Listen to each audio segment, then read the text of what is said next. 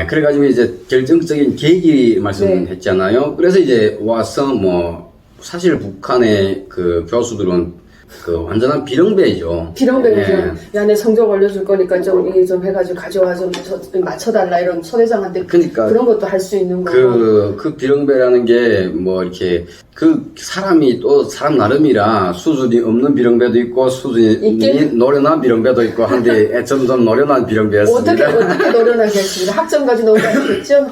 당연하죠. 그러니까 이게 북한 교수는 한 달 얘기로 말하면 월급이 3,400원이에요. 북한 돈으로 3,400원이면 쌀 몇 킬로? 한 킬로도 못 사죠. 쌀 한 킬로가 4,500원부터 5,000원 사이였으니까.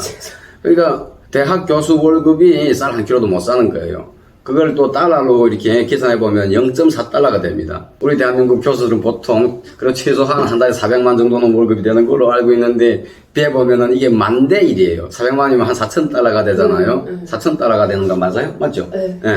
그 정도 되는데 0.4달러하고 4,000달러 하면은 만 배 차인 거예요, 이게. 네. 그래가지고 그거 가지고 먹고 못 사니까. 그런데 뭐 또 그래도 먹고 살 수 있게끔 시스템이 되어 있는가. 북한에는 그 대학 규정이 3과목이 락점에는 무조건 퇴학이에요, 대학에서. 맞습니다. 네, 그 다음에 한 과목이라도 락점에는 진급을 못 합니다.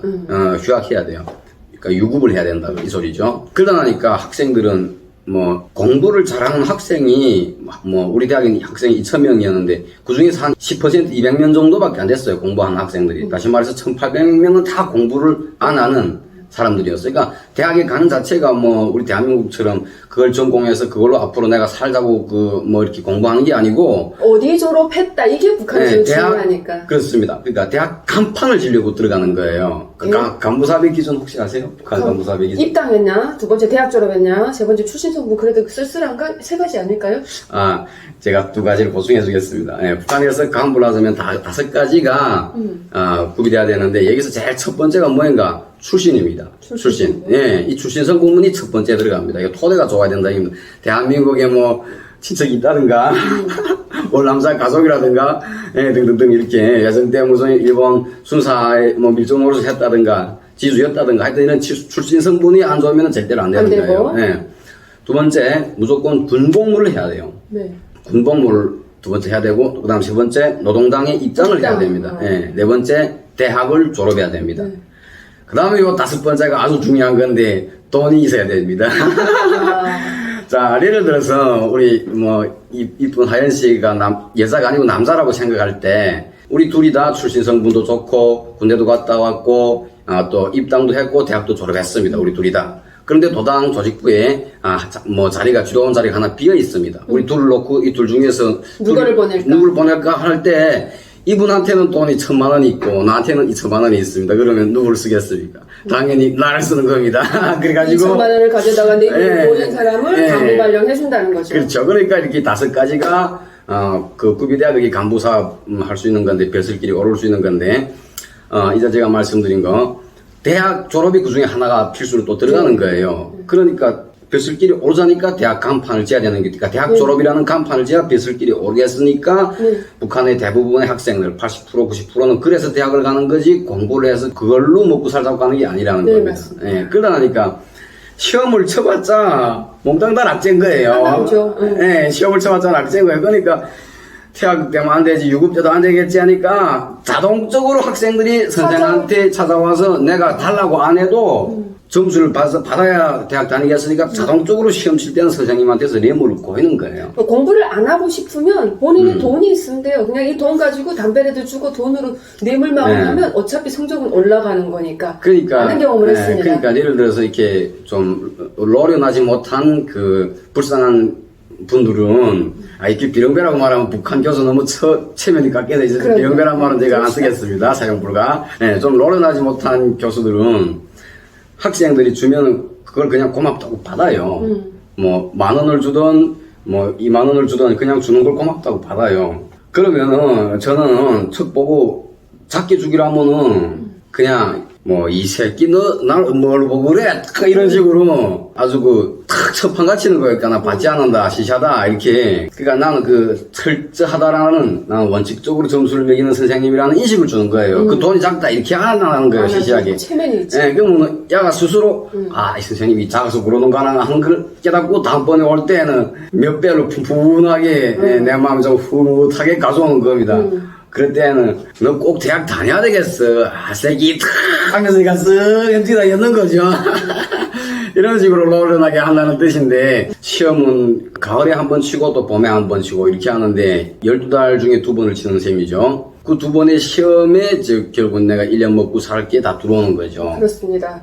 저는 그런 각지를 사실 안 했는데 학교에서 직통생이라도 공부를 안 하는 학생들 있지 않습니까? 그러면 생활지도 교원이 있잖아요. 밤마다 불러요. 너 이번에 학점 성적이 잘 못 나왔으니까 이거 가서 사업해라 그러지 않습니까? 예, 몇 명이 모여가지고 뇌물 가지고 가면 그 학과 사무실이나 어떤 이런 교무실 같은데 앉아서 노골적으로 펴놓고 쓰는 건 왜 그럽니까? 주지 않습니까? 시험지. 가정 사무실 이런 데서. 아, 그거는 뭐 완전히 굉장히 안중에 있다든가 굉장히 또 돈을 많이 매겼다든가 완전히 노골적으로 시험지를 주고 쓰게 하는 정도. 네, 완전 모범답안 줘가지고 쓰는. 근데 공부를 열심히 한 사람 입장에서는 화가 나는데 북한 체제 안에서 우리가 쟤 왜 저렇게 보고 쓰니까 왜 돈 받아먹고 성적 올려줍니까? 라는 이의는 사실 북한에서는 제기할 수가 없었고 그냥 그게 룰인 거니 하고 살았습니다. 그렇죠. 대한민국은 제가 아직 대학원을 졸업을 못 해봐서 잘 모르겠는데 북한은 대학을 졸업할 때 논문을 써서 그 논문을 변론해서 패스가 돼야 대학을 졸업하게 됐습니다. 대한민국은 어떻죠? 대한민국도 논문 써가지고 그 논문 패스해야 됩니다. 아, 그래야 졸업할 수 있습니까? 일반 대학원하고 행정대학원이 좀 다른데 조금씩 달라요. 그래서 그 학교마다 조금 그 졸업 기준이 다르긴 합니다. 네, 그래서 이 논문이라는 게 대단히 중요합니다. 이게 논문이 패스가 돼야 대학 졸업생이고 여기로 말하면 학사로 인정되는 거예요. 그런데 사실 북한의 대학생들이 논문을 자기 저로 써가지고 패스될 만한 인재가 몇이나 되겠습니까? 자료도 없고 하니까 뭐 감상문 비슷하게 자기 소감문 비슷하게 그런 식으로 논문을 씁니다. 자기 생각이나. 그러니까 이게 뭐 사실 뭐 이렇게 과학기술 분야 이런 논문이라고 할 때는 뭐 북한이 너무 열악하니까 이렇게 논문을 쓸 수 있는 자기적으로 써서 패스될 수 있는 학생이 손가락을 꼽기도 힘들어요. 예, 그러니까 논문 자체를 이제 담당 교수님이 다 써주는 겁니다. 처음부터 마지막까지를 그다음 학생들은 그 논문비를 담당 교수님에게 드리는 거예요. 그러니까 그 교수들은 그 논문을 뭐 새로 연구하지도 않고 이미 전에 다른 학생들이 쓴 것 같다. 논문들은 그걸 그냥 뭐 3탕 4탕이 아니라 20탕 30탕 사골 누리듯이 매일 그러는 거죠. 가져다 써. 그 논문들이 뭐 이렇게 많다면은 뭐 요거는 이루어주고 요거는 이루어주고 하면서 맞아. 이렇게 돌아가는 건데 그러니까 그냥 뭐 논문기간이라는 게 사실은 방학기간이나 같은 거예요. 그 선생님이 써서 뭐 이렇게 자기들 준 논문을 자기가 읽으면 되는 거예요. 이런 내용이구나. 뭐 영 돌대가리 아닌 다음에 읽어보면 그 내용은 또 아니까. 그렇게 해가지고 또 이렇게 담당 교수님하고 호흡을 맞추면서 논문을 변론하고 이렇게 하는데 참 이런 나라가 어떻게 발전할 수 있겠습니까? 형식. 올해 또 대학교 졸업생들이라고 형식과 틀을 다 갖춰놓고 논문 변론까지 시키는 게 북한이라는 거죠. 그렇죠. 돈 꽤나 그렇게 받았겠습니다. 어떤 생각 들었나요? 그냥 그래도 뭐 저는 좋더라고요. 어쨌든 먹고 사니까 내 새끼 그렇게 해서 목을 살릴 수 있다는. 그래도 사회적으로 존경받는 위치에 있고 뭐 아침부터 나가면 저녁 때까지 이렇게 90도로 인사를 받고 이렇게 하니까 나로서는 이 나라가 아주 잘못됐다라는 걸 알면서도 내가 배가 뭐 부르고 먹고 살기 편안하고 좋으니까 대한민국으로 가야 되겠다라는 생각까지는 안 가졌습니다, 사실은. 네. 잘못됐다는 걸 알면서도 대한민국으로 와야 되겠다라는 생각까지는 안 했어요. 그런데 이제 그 결정적인 계기가 주제잖아요. 화폐 개혁을 아까 말했지만 하면서 내가 몇 천만 원이 탕물이 되고 보고, 그 다음에 제가, 이야, 이게 정말 강도 같은 나라구나. 내가 이제 새 화폐가 또 돼서도 내가 또 열심히 모아서 뭐 또 몇 천만 원을 모았다 하자. 그때도 또 이런 식으로 물이 되기라면은, 이 희망이 없잖아, 이게. 앞날이 미래가 없는 나라지 않는가. 그런데 문제는 이렇게 그러니까 수백조가 온 나라 국민들 다 합치면 수백조가 날아갔잖아요. 네. 돈이 아마 수천조도 될 겁니다. 쓰레기 만들었다는 겁니다. 무용지물. 대한민국 같으면 그 정도면 대통령이 뭐가지 부러지든가 일이 날 텐데 시인하고 경례하는데 북한은 반 하나 못하는 거예요. 그냥 찍소리 하나 못하고. 난 죽쥐그릇 나가서 야 이 새끼야 막 이렇게 해봤자.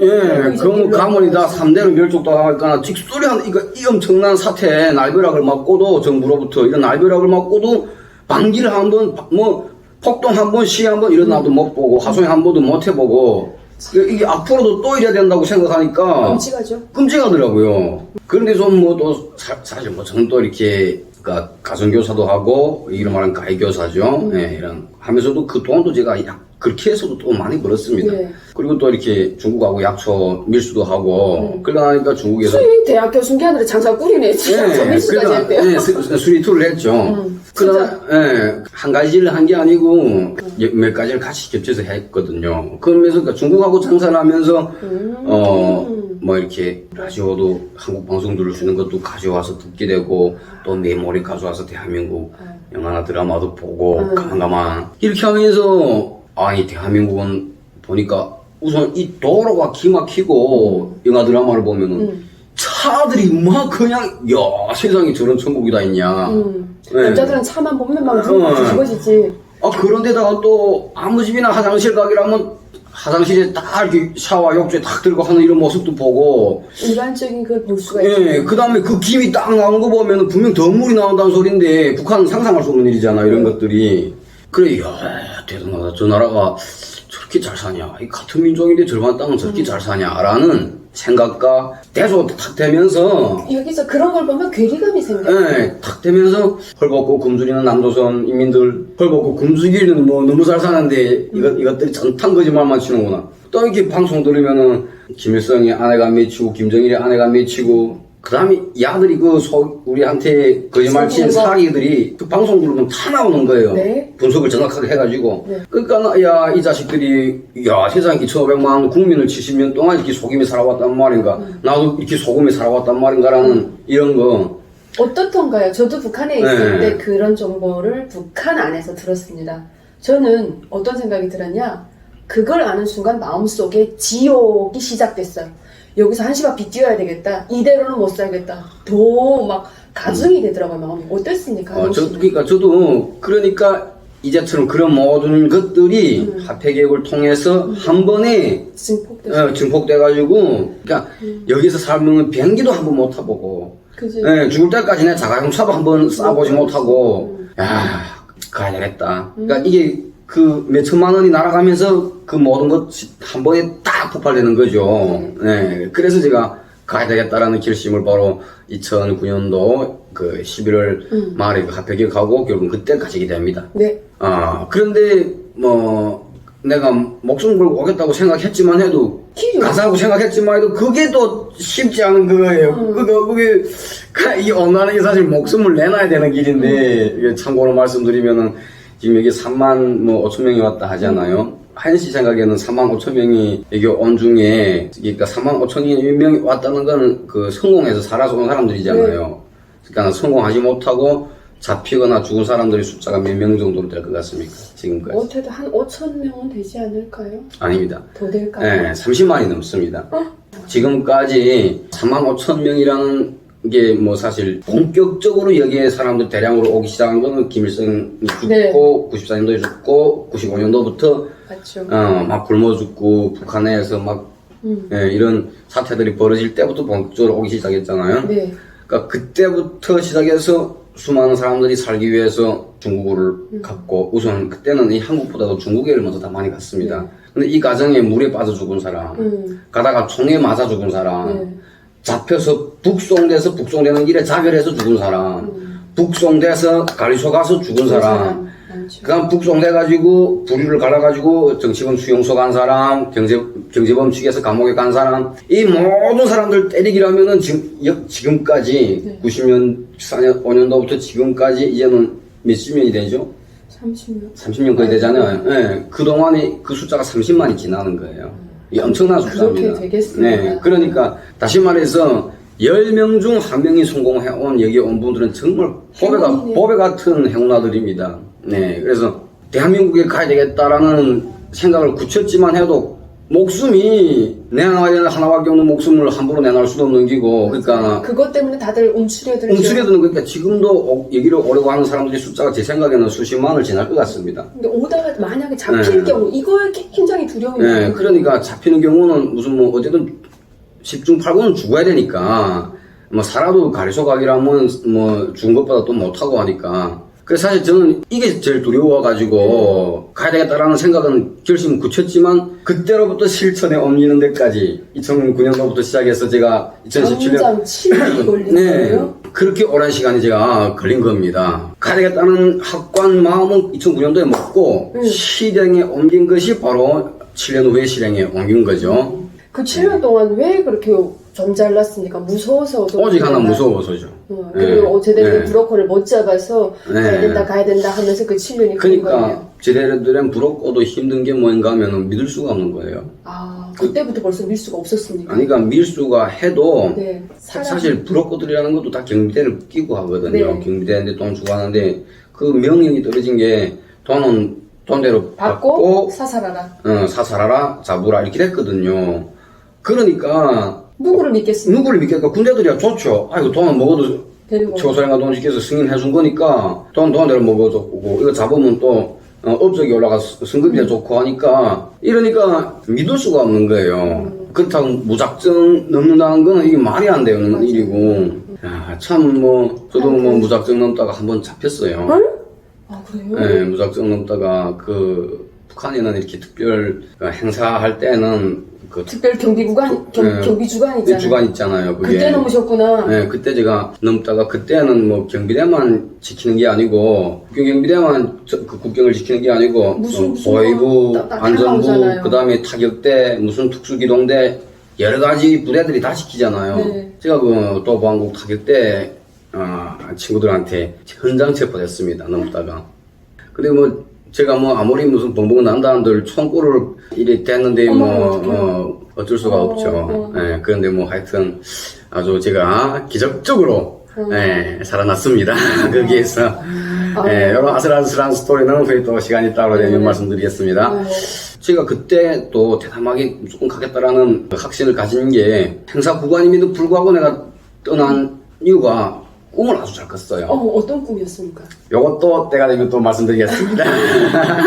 와, 미신인데 꿈만 믿고 지금 무작정 그렇게 출발한 거예요? 네네네네. 그러니까 제가 어떤 꿈을 꾸었으며 그리고 또 어떻게 거기서 살아나는가 하는 스토리는 제가 다음번에 또 말씀드리겠습니다. 알겠습니다. 그럼 우리 하동시 채널에서 그 긴박한 어떻게 하다가 잡혔는지 저도 되게 궁금한데. 저는 뭐 저 채널에서 그런 말을 한 적은 없고. 그거 들어보겠습니다. 찍고 거기서 걸을게요. 내 채널에서는 그런 말을 한 적이 없고 앞으로 또 하연 씨가 또 나를 한번 또 더 이렇게 불러주신다면 그때 말씀드리겠습니다. 네, 알겠습니다. 오늘 그 왜 탈북을 할 수밖에 없었는지 그런 결정적인 계기 하동 씨의 스토리를 들어봤습니다. 저는 탈북을 왜 했는지 탈탈탈도 보고 여러 가지 많이 보는데 매 개개인의 인생사가 다 다르기 때문에 저 사람은 무슨 이유 때문에 탈북을 했는지 저는 개인적으로 그게 제일 궁금하거든요. 그래서 제가 오늘 제일 궁금한 이야기를 물어봤고요.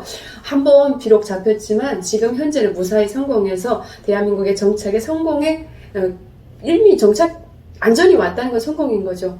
자, 건강하게 그리고 손끝 하나 다치지 않고 두 번째만이라도 성공적으로 대한민국 정착에 성공한 하동 씨에게 응원의 박수를 보냅니다. 잘하셨습니다. 네, 감사합니다. 저희 그 유튜브 방송 제가 1월 달에 시작했습니다. 얼마 안 되는데 이제는 말하련다. 좀 많이 사랑해 주시기 부탁드립니다. 네. 감사합니다. 네, 감사합니다. 제가 하동시 채널 요 밑에다가 링크 걸어드리겠습니다. 재미있는 이야기, 대학 교수가 이야기하는 북한에 대한 이야기를 우리 함께 또 여러분들도 많이 들어봐 주시면 좋겠습니다. 시청해 주셔서 감사합니다. 감사합니다.